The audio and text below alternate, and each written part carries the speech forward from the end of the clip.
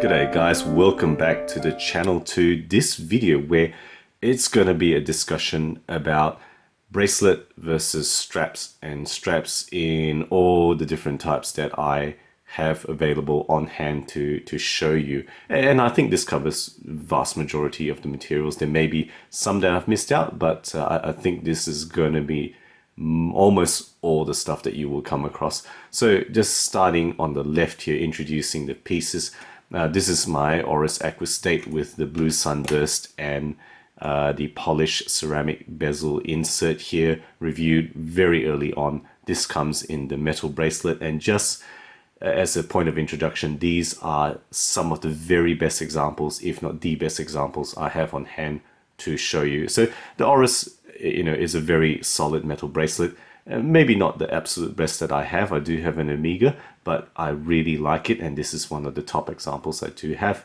Next up, also Oris Aquastate, this one from Graham, my local friend and supporter. This comes in the Oris rubber dive strap. A very, very good rubber, definitely the best rubber strap that I have had on hand. It really is very supple and, really head and shoulders above other rubber straps that I have had. Next up is a leather strap watch. This is really a third-party strap on an Invicta Pro Diver, and this one is from Fin Watch Straps, Horween Buckaroo tan leather, and something that I've really quite enjoyed, and really the best strap that I have come across in terms of leather. I haven't actually come across many Swiss leather watches. I have had a couple. I don't have them on hand anymore. This is the best available that I have now. I guess you can call it a transatlantic effort because it's from Finland, but Horween leather is American as far as I understand. Next up, there's just my Seiko XKX, of course, but this strap is the Alpha Shark NATO from Blue Shark Straps. Again, the top example of a NATO that I have on hand. I haven't come across a NATO that is better than this. There are, Swiss leather ones. Most famously, I think Omega have done a NATO for their Seamaster 300, made famous in James Bond, and that probably is a better quality one, but this is the best I have had on hand, and it really is quite a good one. Next up, this is kind of roughly in order of weight, being the most heaviest here, heading towards the lightest on the right here with the strap weight, is resin. And resin really is mostly on Casio. At least I have only ever seen it on Casio. This is my Mudmaster GWG 1000, and this strap is, I think, quite easily the best one that I have in terms of resin straps. This one is camouflage, and it's really the most robust one that I have in this Master of G version here. So that's what I featured. Of course, I've got other G-Shocks, but that I think is the best one that I have. And then lastly, this is the Xiaomi Amazfit Bip. I think I don't have a lot of silicone on hand. I have the Amazfit Stratos as well, but this is really the same type of silicone rubberized silicone type of strap that they have here. So an example of silicone. Not a lot that I have had featured on the channel, but there have been a couple. So that's the last one there, lightest of the strap materials as far as my experience on hand goes. So I'm just going to share with you my thoughts on these straps and why I'm particular about metal bracelets, but there are advantages to all these other versions. So let's just start on the left here. Okay, so talking about metal bracelets. Now I'm going to do a relatively arbitrary scale today, I guess 4 stars being the top, or 4 pluses, and then all the way down to 1 or even a minus. That's really just a point of discussion. So cost-wise, metal is definitely the most expensive. Pound for pound, you can get the most expensive leather, a few $100s. The most expensive metal will be even more than that, even over 1,000 in terms of Swiss luxury metal straps. Easily a few $100s for good quality metal bracelet. So most expensive would be metal, of course. Comfort wise, right, it depends on the design. I think a lot of metal bracelets I have are really quite comfortable. I have no problems, but I think on average they are considered less comfortable than a lot of other strap materials. So I'm going to give it plus or 2+ for comfort on metal. Weight-wise, metal is of course also quite heavy. It is the heaviest of all the materials, without a doubt, right? That's a given. So that's 4+ on the weight. Breathability is another category I've gone with today, and that's going to be variable on metal, I think, plus or minus depending on the design. Of course, if you have solid links without any spaces or minimal spaces, it's going to be not very breathable. But if you have multiple links, multiple pieces, it can be reasonably breathable and comfortable that way. So I'm going to give it minus or plus on that. Durability, right, long-term durability, how long they will last. I think metal definitely a 4+, the strongest one of all. I have watches which are over 30 years old. The bracelets work absolutely fine, talking about like Rolex Submariner type of pieces in my family. Whereas any other watch that are approaching that age, the straps really start failing. So no doubt, long-term durability, metal is where it's at. So 4+ for that. And then lastly, the mark I'll give is versatility. I'm going to go 3 on metal, 3 out of 4, because whilst it is not available and not suitable for the most formal of occasions, depending on the design, you really can push metal to a very, very broad spectrum of uses, even with suits or, even tuxedos. You can actually wear some nice metal watches acceptably these days. It is a 3+ for me on metal. You may argue a bit less than that, but that's what I'm going to go with. Unique points about metal. Well, the custom fit is really part of the reason why I really like it. It's the fact that you're going to adjust the links, either push the pins out or screw them out, remove the links and make it to your wrist size. And, it's going to be suited just to you. And that's one of the things I really appreciate, and how quickly it snaps on more, quickly than any other type of form of, strap, really, the way it goes on, particularly something as well made as this Aquis Date. So metal, these are the advantages, right? The disadvantages, well, it bears scratches, right, easily. It's most durable, but if you have light scratches, this is the material that's going to show you all those light scratches, whereas almost none of those straps are going to show light scratches. Less durable, the other materials. This one's more durable, but you're going to see dings, and I really have put some dings on this already, regrettably. But some people say that this character adds to the character of the watch, the personal nature of the watch, that is your watch, and the scratches you have put on it. Okay, so most durable, heaviest, most expensive, but with the pluses that I've mentioned. All right, so I'm going to put that aside. That's the metal bracelet. Next up, rubber. Okay, so what can I say about rubber? Right, this one, the Oris rubber, really, really very good. Cost-wise, I'm going to go 2+, right? It's not as expensive as metal or leather, but it's not the cheapest either. So it's just a 2 out of 4. Comfort-wise, I'm going to go 3+, because this one really is excellent. A well-made rubber strap can be very comfortable. So 3 out of 4 for me on the rubber comfort. Weight-wise, it is actually heavier than all the others that I have here, and all the rubber that I've seen, they kind of go for this sporty thickness, which makes it heavier than leather, and nylon and what other types of straps. So it's the second heaviest in terms of the weight category. It's a 3 out of 4. Breathability, now this one's a negative. Rubber does not breathe at all, and you do tend to sweat on rubber if you wear it tight, particularly. So, that's something to bear in mind in terms of the comfort level for breathability specifically, right? Not so much comfort in terms of softness and wear, just breathability. It's a minus for me. Durability, 2+. Not the worst, but, it's certainly rubber straps that I have fallen apart over the years, and they do, they do desiccate, they do dehydrate, and they start falling apart at that stage, and you do have to replace them after years. Versatility is just a 1+, because they're really casual sport, and you're not going to be able to pull off a rubber strap like this in any kind of a formal occasion for sure. So it's just a 1+ for versatility, really for casual sport situations. All right, so that's my thoughts on rubber.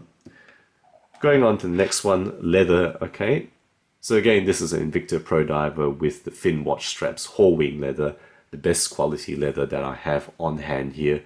I think leather is beautiful, and I haven't gotten a category for beauty here, but if I did, this would be right up there, right up there with metal bracelets, I suppose, for beauty as well.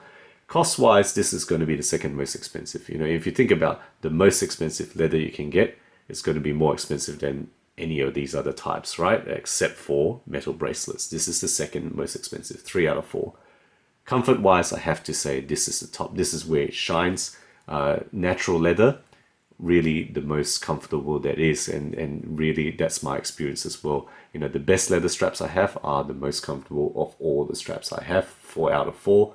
Weight-wise, it's just a 2 out of 4. No, it's certainly lighter than the rubber. Definitely lighter than metal, of course. Not the lightest here. I think silicone takes it, but 2 out of 4. Really light for comfort as well. And breathability is going to be the highest here as well. I've given it a 3 out of 4 because it's not perfect, but it is the most breathable material. It is natural skin, right, we're dealing with here. This is my experience. Durability-wise is a 1. Right, this is the poorest durability. Leather straps are notorious for falling apart. Even the best quality ones will fall apart after a number of years, and probably quicker than anything here. You're talking about equivalent value. You're talking about the best versus the best. This one will fall apart faster than any other type in my experience over the years. Versatility, another shining point for leather, right? I mean, you can get leather that goes all the way down to the most casual, even diving leather, all the way up to the most formal occasions. Strictly speaking, you should only have leather in black tie or white tie settings with a watch. Okay, so leather versatility has the full breadth of it, more so than metal bracelet. It is the most comfortable, it is the most versatile, but it is also the least durable. Okay, so that's what I have to say about leather.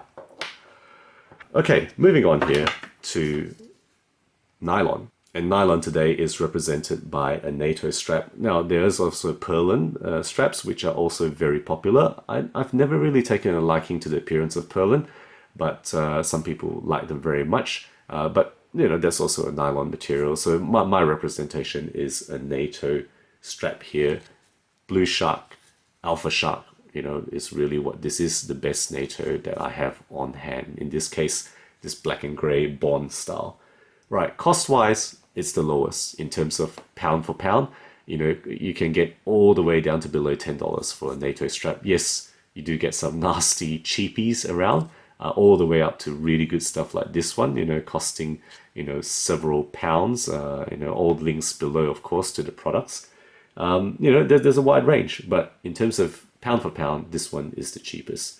Comfort-wise, I'm going to give 3 out of 4 because really it's reasonably breathable and soft as well, and a good quality one. So it's 3 out of 4 for comfort for me.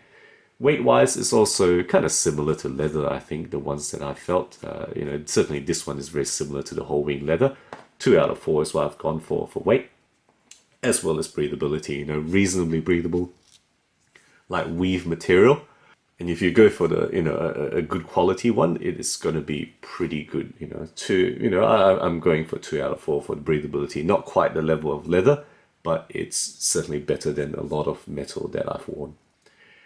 Durability, I think this is nearly as good. This is where it shines really in terms of all the straps. It's nearly as good as metal. Because this is similar to seatbelt material. Seatbelt can be made of polyester or nylon, and they last forever, right, in cars, and they have a fantastic tensile strength for the weight of the material. So I'm going to give it 3, the best of really the rest of the straps here, strictly speaking.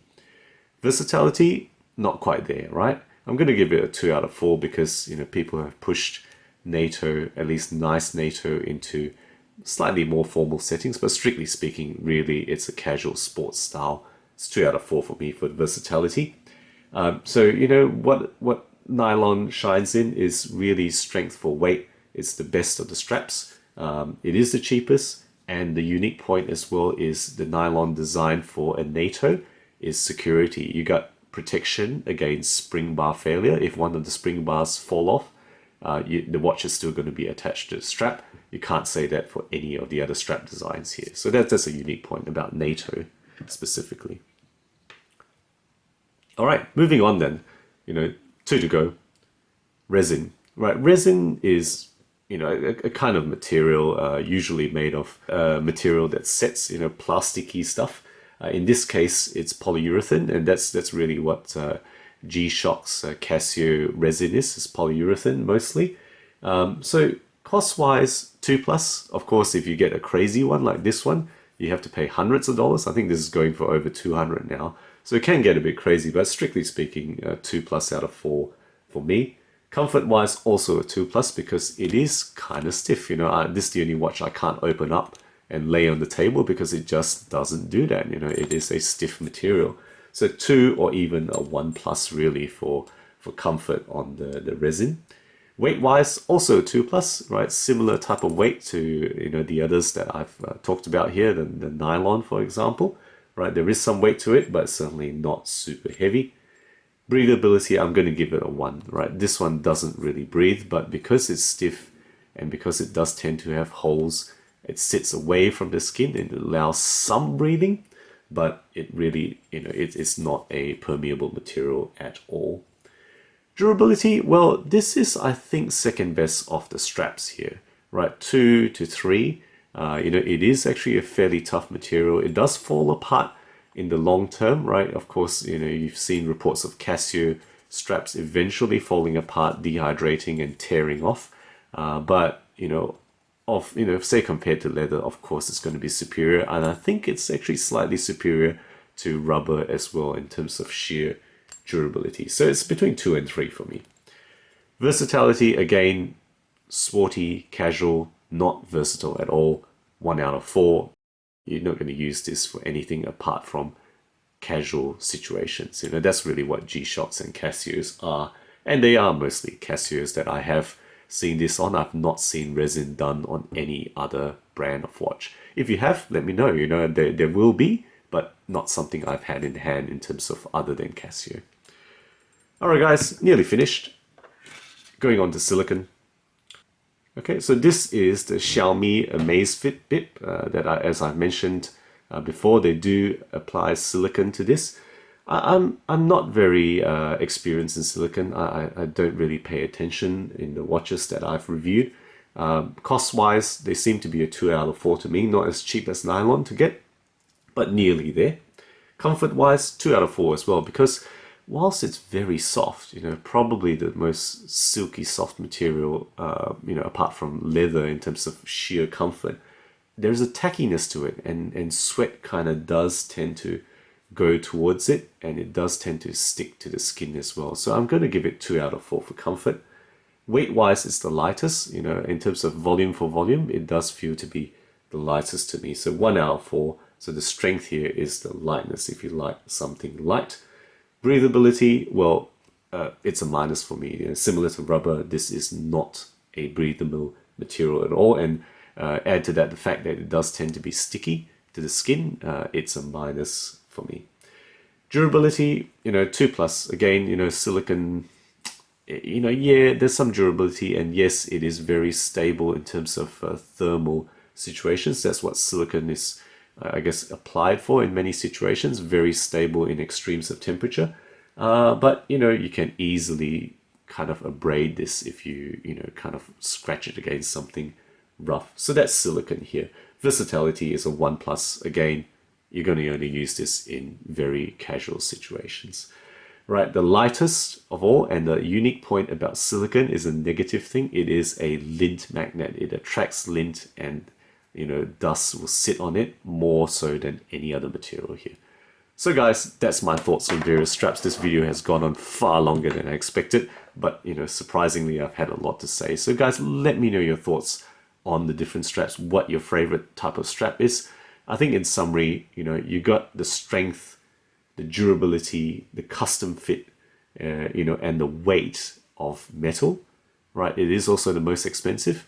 And then the next, I guess, the next most desirable really is leather. You're getting the comfort, the breathability, and the versatility of leather. That's why most watches are going to be one of these two, right? The versatility of these two, as well as the quality features, the features that I've described. Everything else is kind of in between, you know, in terms of costs, the advantages. You know, these are all, of course, a lot more on the casual side, which is probably why you're not going to see a lot of watches come out just purely on these things. You're going to be mostly these two materials. So guys, let me know your thoughts. You know, I'm very keen to hear your feedback on this particular type of layout here, what your straps are in your collection and what do you really like. You know, and if you follow the channel, you know I'm very much a metal bracelet guy for the reasons that I've described. So guys, you know, if you like my videos, do consider subscribing. Objective and unbiased information on horology, weekly content. Thank you again for sticking with me, and as always, I'll catch you next time.